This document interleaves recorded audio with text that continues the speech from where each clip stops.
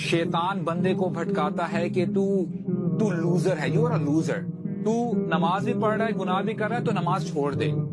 اگر آپ نماز پڑھتے رہتے ہو، اور میں پھر کہہ رہا ہوں، میں ریکمینڈ نہیں کر رہا ہوں کہ آپ گناہ کریں، اگر گناہ چل رہے ہیں پھر بھی you don't have to miss your prayers.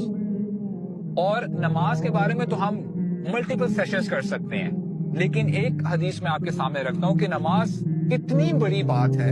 اللہ کے نبی نے فرمایا جو نماز ہے یہ ریڈ لائن ہے، جو چیز فرق ڈالتی ہے اسلام میں اور کفر میں، ایمان میں اور کفر میں، وہ کیا ہے؟ وہ نماز ہے۔